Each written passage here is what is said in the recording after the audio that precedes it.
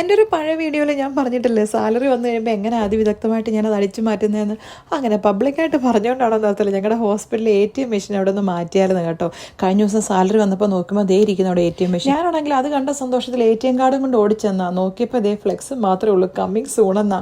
എന്നാ ചെയ്യാൻ പറ്റുമല്ലോ, ഇങ്ങനെ മനുഷ്യനെ ആശിപ്പിക്കാവോ? എന്നതാണേലും ഒരുമ്പാട്ട് ഇറങ്ങി ഒരു വഴിക്ക് ഇറങ്ങിയതല്ലേ, അങ്ങനെ കൈയും വീശി തിരിച്ചു പോകാവോ? അപ്പോൾ വിചാരിച്ച് എന്നാൽ പോയി ഒരു കോഫി വാങ്ങിച്ചേക്കാന്ന്. സത്യം പറഞ്ഞുണ്ടല്ലോ, നമ്മുടെ പുള്ളും പുഷും കണ്ട ഇപ്പോഴും എനിക്ക് തിരിച്ചറിയത്തില്ല കേട്ടോ. എന്നെ പോലെ കൺഫ്യൂഷൻ ഉള്ള ആരെങ്കിലും സത്യം പറഞ്ഞാൽ ആ ഡോറയിൽ രണ്ടത്തിലും പുള്ളെന്ന് എഴുതിയിരുന്നത്. ഞാൻ സത്യം പറഞ്ഞാൽ പുള്ളിയും നോക്കി പുഷിയും നോക്കി, എന്നിട്ട് ഒരു രക്ഷയില്ല. പിന്നെ മനസ്സിലായത് ഒരു ഡോർ അവർ ലോക്ക് ചെയ്ത് വെച്ചേക്കുവാന്ന്.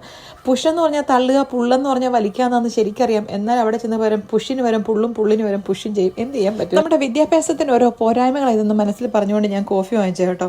എന്നാളും കോഫിയൊക്കെ വാങ്ങിച്ചല്ലേ, അത് വെച്ച് ഇച്ചിരി ഷോ ഓഫും പട്ടി ഷോ ഒക്കെ കാണിച്ചേക്കാന്ന് വിചാരിച്ചു. സ്റ്റാർബക്സ് വാങ്ങിച്ചല്ലേ, ഫോട്ടോഷൂട്ടും മുഖ്യം ബിഗിലെ എന്ന് പറഞ്ഞ് ഇനി കോഫിയും പിടിച്ചിട്ടുള്ള നഗരപ്രദക്ഷിണം.